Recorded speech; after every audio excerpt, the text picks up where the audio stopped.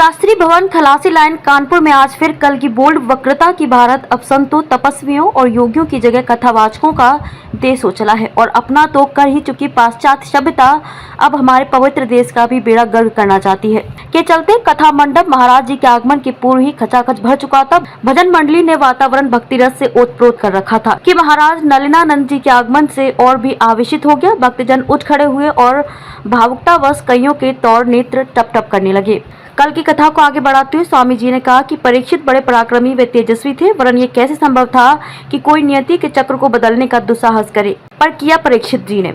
वे तो इस कठिन कालिकाल के आने के पूर्व ही उसका वध कर देना चाहते थे।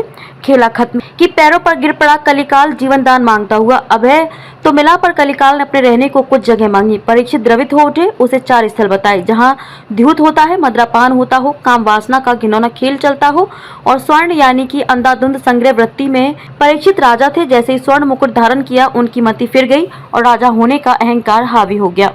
शिकार पर मार्ग भटक गए ध्यानमग्न ऋषि, उनसे रास्ता पूछना। ऋषि मौन, आवेश में एक मरा सर्प वहीं से उठा ऋषि के गले में डाल देना। ऋषि अविचलित हो गए।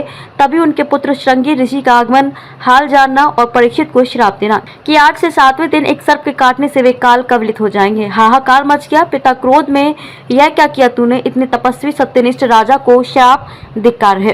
राजा परीक्षित को सूचना, उनका कृतज्ञता प्रकट करना कि मुझ पापी के लिए यह कम है। तभी उनका श्रीमद् भागवत कथा जी की कथा सुनने का उपक्रम, बड़े बड़े ऋषि सत्ताओं व मुनियों का वहां उपस्थित रहना, परीक्षित का मृत्यु भय से मुक्त हो उच्च लोक की प्राप्ति। ऐसी है ये भागवत जो व्यक्ति को समस्त द्वेषनाओं से छुटकारा दिलाकर पाप मुक्त करती है। तब हम भी श्रीमद् भागवत कथा रसपान करें, जगत की निरर्थकता को जाने, इसकी चमक दमक से निर्लिपित हों। यही श्रीमद् भागवत कथा का सार है, यथार्थ बोध प्राप्त करना। अंत में स्वामी जी ने शेष दिवसों में भी सभी से नियमित रहने का आग्रह किया। आरती प्रसाद वितरण के साथ कथा सत्र का सुखद समापन हुआ। सूद परिवार की तीनों पीढ़ियों के साथ श्रीमती श्री दीपक मालवीय, अनीता श्रीवास्तव, श्रीमती श्री अशोक झा, वीरेंद्र सिंह, मीना श्रीवास्तव, विशेष गुप्ता, विश्वास श्री खरे आदि लोग उपस्थित रहे। मेरा नाम विशाल सूद है। आज यहाँ पे कार्यक्रम का आयोजन चल रहा है, इसके द्वारा किया जा रहा है, कौन महाराज जी के द्वारा यहाँ पे करना चाहते हैं? ये हमारी माता जी के द्वारा किया जा रहा है, उन्हीं की प्रेरणा से किया जा रहा है। 50 साल से हमारे यहाँ सत्संग हो रहा है और उन्हीं की प्रेरणा से हम लोगों ने ये कोशिश करी है। महाराज जी को यहाँ इनवाइट किया है और वो 14 साल बाद फिर कानपुर पे आए हैं, पधारे हैं। महाराज जी का मूल निवास अब इनका अमेरिका में है और वहाँ पे ये बहुत सनातन धर्म का प्रचार कर रहे हैं और विश्व में 63 देशों में इनका प्रचार चल रहा है। कितने दिन का आयोजित है?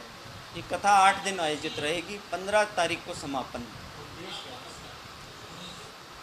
इसका उपदेश है कि भागवत के द्वारा भागवत को तार्किक रूप से समझा जाए और जो उसका मर्म है, जो गहराई है, उसको जाने।